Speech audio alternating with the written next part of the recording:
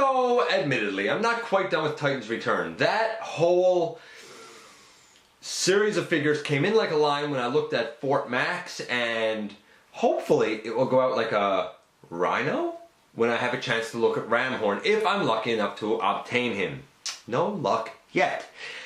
And admittedly, I'm not quite done with the movie line because I would actually really like to obtain a Cogman, who I have also not had the pleasure of finding yet. But we're going to kind of jump ahead of all of that just a little bit, and we're going to go right directly into the Power of the Primes Wave 1. And this time around we're going to focus on not one but two figures.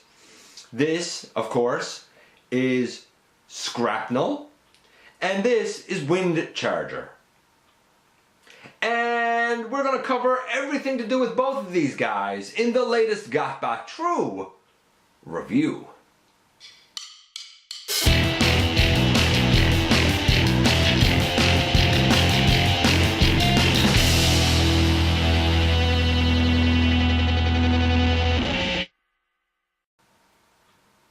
Hey guys, welcome back to the channel. I'm your host, Dennis Moulton, aka Gotbot.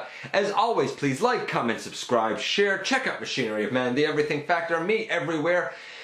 Have a look at what's on the channel, check out Universal Collision, and let's jump into this. We're going to take Windcharger out of it immediately. Okay, so let's get into this guy. I just want to grab my cup of coffee and say that I have to give a full disclaimer here. This is actually the Generations version of Skrapnel. I'm going to do the transformation going back from insect to robot mode because I already reviewed this guy back in episode 167 in full. And I'm going to use the basis of the grades I gave him there to kind of discuss the new release of this guy. So, first and foremost, the paint apps I had said were a 9.5. I did do a couple of custom things on this guy, we'll get to that.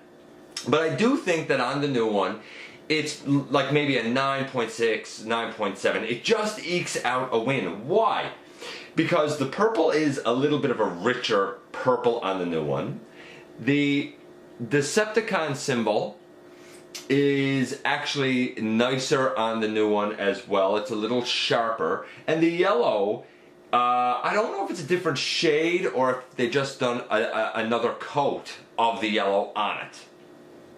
And I can believe that because this guy came with a little Target Master version of Reflector. The new one does not. So they may have taken those funds and put it into doing a second round of yellow applications. That being said, on the new one as well, these very lower sections right here, these little triangular sections at the bottom of this whole shin piece, is not painted. It's just a straight up rectangle. Besides, for the deeper purple and the better yellow, it's the same figure. So the scores are largely going to be the same. The new one, like I said, paint-wise, just ekes out a win. In terms of articulation, we'll get into that, but in bug mode, we have the little pinchers here that can move, and that's really about it. The legs don't really move, but I don't think they really need to. It'd be nice if they did, but they don't really need to. I sort of understand why they don't, because this is a small figure, of course. Those legs are kind of small and thin. If they were, for example, hinged, though they might fold up nicer during the transformation and be able to move now, I feel like the pieces are so small that I don't know if that would be practical and if we would be asking for trouble down the road. So we're going to move on and we're going to do the transformation kind of quickly for this guy. If you want the full details, like I said, go back and look at my full review of him. So where do we begin? Well, we come underneath here, and these two forearms are actually tabbed on over little sections there. If you look at the forearms, you would see that there are little tabs that are, little holes that are on the forearm. So we begin by taking these ones off of the tabs. And then we can rotate his shoulders out. One shoulder out, and another shoulder out. Now I'm going to take a second and I'm going to reposition this just so we can get a bit of a better look at the entire transformation. Okay, now that we have a little room to work, let's move on. We have that much done. Next we can split the legs and extend them down. You can probably try extending these down first, but I think that you're going to kind of hurt yourself in the long run, because what you have is two little tabs, and if we turn the leg here, you can see a little black tab in right there. That goes up into a little slot right here in the pelvis. Same on this leg, and then the legs kind of tab together. It's easier to sort of split the legs and then remove the tabs than to do it the other way. At least on my version, that's very possibly a results may vary type of thing. So we extend the legs down. We flip up. Oh, sorry, we don't flip up the feet. We move the shin to the side. So that yellow piece that was on the front of the shin is now on the side of the shin. We do the same over here. And bring that shin piece to the side. We straighten up his toes, and we straighten up his toes. By the way, I didn't mention it, but I guess I will now before we finish this. But is it that side? Maybe it's this side. There's a little port right here on his belly, I guess. That's where a reflector would plug in bug mode, but since we don't have him this time, nothing really goes in there. This guy also doesn't really have Titan Master or Prime Master integration because he was made at a time when that wasn't really a thing. You gotta remember, this mold actually came out during the Thrilling 30 era. Anyway, having this out, we can turn the forearms so that the bug legs are to the outside and the hands are facing forward. And we can open up the pinchers on top.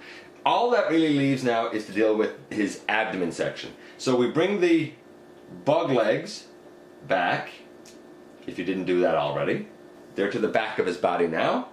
And we angle out the whole body section, and there's a hinge in there that we can accordion, and we bring it down so that his head is facing up above. And in the end, if he'll stand, though he usually stands pretty well, boom, there you have Skrapnel, Shrapnel, whatever you want to call him. The transformation, I'd said, was a 10. And I still think it's a 10. And do you know why? Here's why. Because it's involved, but it's not over-engineered and too difficult. Like, for this size class, there's a lot of moving parts. And it's kind of innovative, but it's not overdone. So we have a 9.5 for paint apps, easily. We have a 10 for transformation. The articulation, the head is on a ball joint. It's difficult to move it in between the pinchers, to be really honest with you. If you do get the pinchers out of the way, there's a ball joint at the shoulder that goes all the way around. We have an elbow to a little over 90 degrees, if not 90 degrees. It might be 91, 92 degrees. Because of that ball joint, we kind of have a bicep swivel. It's not a dedicated swivel or anything. The arms can go way out to the side, which is very cool. He doesn't have anything at the waist, which some might say is a shame. The legs, they can go all the way out to the side, no problem. They can go forward, no problem. Back gets hindered because of the bug legs. We do get a very nice knee, a little over 90 degrees. And we do even, because of transformation, have toe tilt forward. Not really much up. For the size class, he actually has a lot of articulation.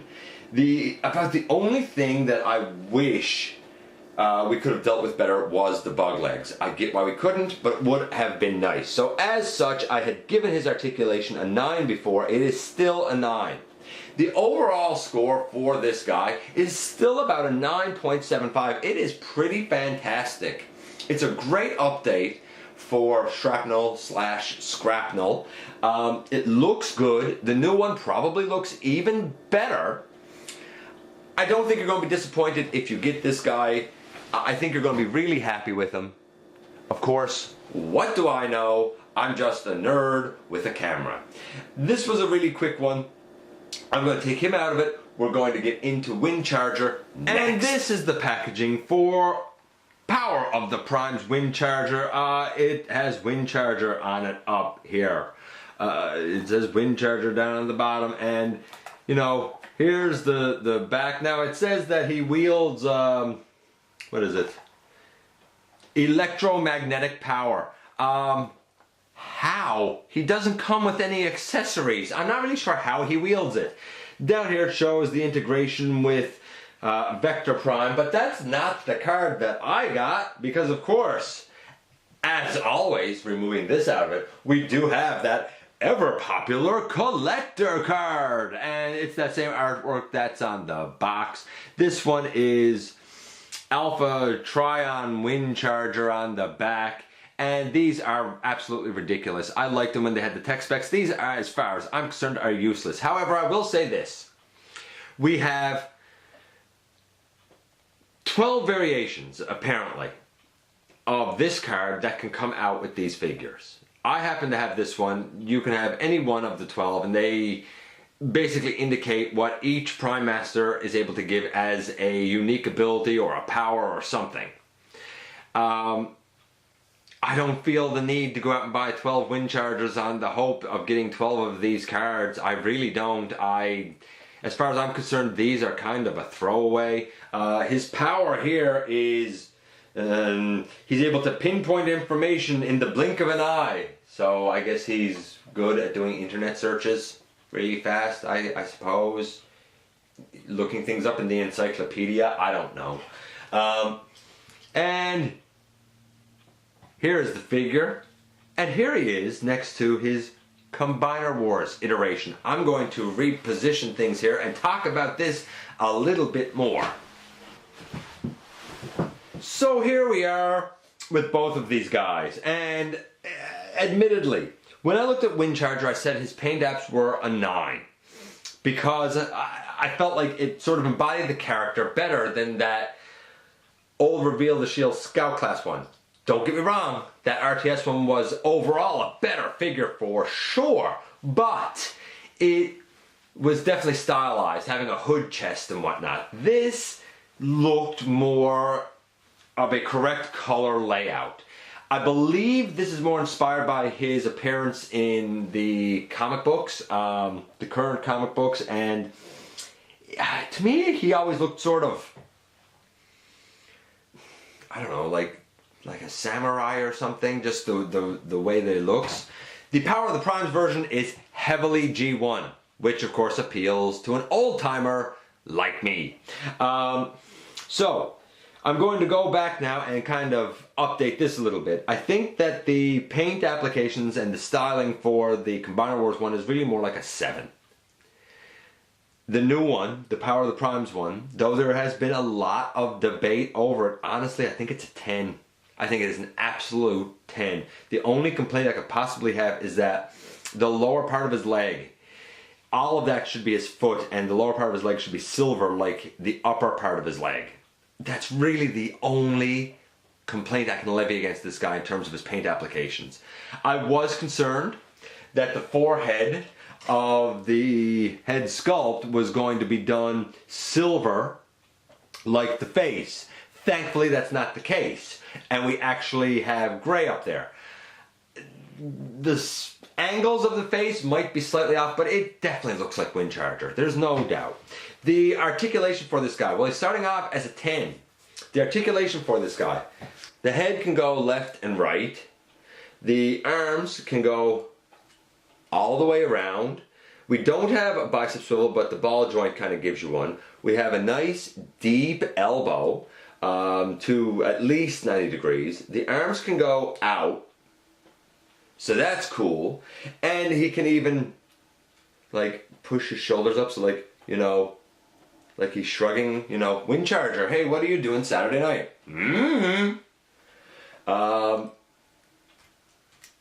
There's nothing at the waist.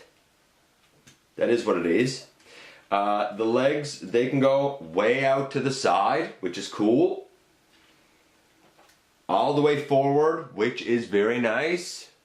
And back about that far before it really starts hitting off the backpack. If you move the backpack, if you untab it, you can get the leg back further.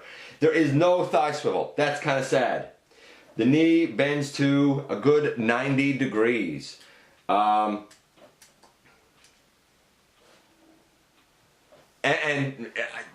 what can I say? His articulation is, I'd say a solid 8, because I do kind of miss him having a thigh swivel. I think the reason we don't have it is because of the extra little bits that are on the back of his shins for the transformation. So I kind of understand it, you know, parts count, everything else. But I do think it's a bit of a shame. So we have an 8, we have a 10. This guy is currently scoring a 9. Let's go into the transformation. It's not hard. There's just a couple of things that you need to know that can be a little bit of a pain in the neck. So we begin by straightening out the arms. That's no problem. Easy. Then we come to the back and we untab this whole hood section. And there's a little red tab up underneath, and it goes into a little slot way down here. As you bring this up, you're going to push his head forward. So now he's kind of looking down at his shoes. But what you need to do is keep the face looking forward. Right? When you had him down in robot mode, the face was looking forward. And if you look down inside, you'll probably notice that there's a little bit of a gap between his chest plate and his head, that little neck piece. That's a hinge. So when you bring this up, you actually need to use another hinge that's in behind right here.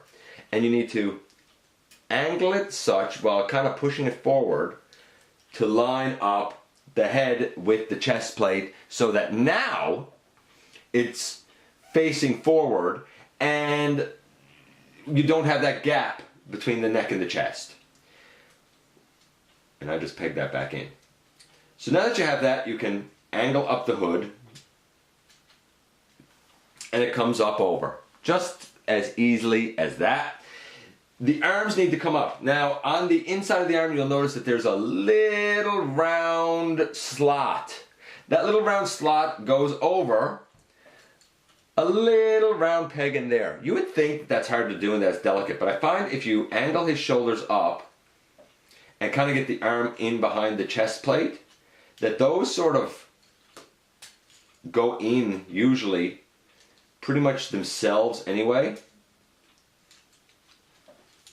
If I can just get everything lined up here. There. So they just kind of go in there. It's just a matter of lining stuff up. And this is what we have now. The hood, that just comes down over. That's easy. We have a spot in here for a Titan Master or a Prime Master. We'll get to that in just a little bit because we need to deal with the legs. With the legs, you flip that, I guess, calf piece out. I think I said shin earlier, but calf piece out, and that calf piece out. That's the roof and the windshield. It is all clear translucent plastic. So that might be a little bit of a nuisance. For some, we tab the legs together, and in doing so, we also tab those roof sections and the windshield together. Now, all that's really left to do is to flip up the legs. But in order to have the Prime Master fit in there, or the Titan Master, and I'm going to, if I can find him here, I'm going to just quickly grab Loudmouth here. You put the Titan Master down inside like that. I think that it's a little bit of a nuisance to get to his integration. It's kind of like that Titans Return Bumblebee. Like, yeah, okay, it works, but you gotta do kind of more effort than it's worth to do it. So I'm gonna just take him back out again and finish the transformation. All you have to do now is bend him at the knees. My knees are very tight. I do find that it helps if you hold on to the doors of the vehicle to keep them tabbed in. Otherwise, as you push this down, the tolerances around the roof and the windshield are sort of tight, and it might kind of push the arms off kilter. So we push this down, and as long as you're holding the arms, that goes in flush, clean, no problem. And boom, in the end, here we have Windcharger in his vehicle mode. And he looks great. He rolls like a champ. We have the front wheels pinned. It doesn't look like the back ones are. Because of his knees, we do have a little bit of breakup on the back. I'm okay with that. I like him. I do. I think it's a great G1 update. The transformation isn't hard as long as you do the couple of little tricks like know to put the neck piece forward. It sort of zigzags a bit. It's kind of like Sea Spray's legs, where it's not challenging as much as it is knowing what you're doing. Assuming you can get the head forward and keep the face, looking forward, and assuming you remember to hold on to the doors after you have them pegged in while you're pushing these legs up, it's not a hard transformation. If you don't do those things, I could see how it might be a little bit frustrating. I'm going to give the transformation about an 8.5. It's pretty good. A couple of slight tolerance issues, but it's pretty great overall. I would venture to say it's one of the best wind chargers we've gotten. Granted, I know that is certainly arguable. But that being said, while it's not really inspired or anything particularly new, it's a very nice update to the original incarnation of this character, the G1 toy. So, we had a 10, we had an 8, that gave us a 9, we have an 8.5 now. This guy's easily an 8.75. So here now we have 2 out of the 4 Legends class guys that are coming out in Wave 1. And Skrapnel overall is a 9.75. Windcharger overall is about an 8.75. They're good, strong starts. No doubt about it. Granted, the Titan Master, Prime Master integration on Windcharger could be a little easier. It's sort of like dealing with Bumblebee. Like, that integration was a bit of a pain. It could have been better, but at the same time, if you're like me, you don't really care too much about that anyway. I like both of them. I do worry ever so slightly about the translucent plastic on Windcharger and whether or not it will last over time. I guess we shall see, but for now, and the information that's available to us at the moment, I think that both of these guys are a strong start, and I don't think you're going to be disappointed if you happen to nab them yourself. Anyway, let me know what you think about these guys. I always like to hear from you folks out there. As always, I thank you for dropping by, giving me some of your very valuable time, and I look forward very much to the next time that you and I get together for another visit right here inside the videos.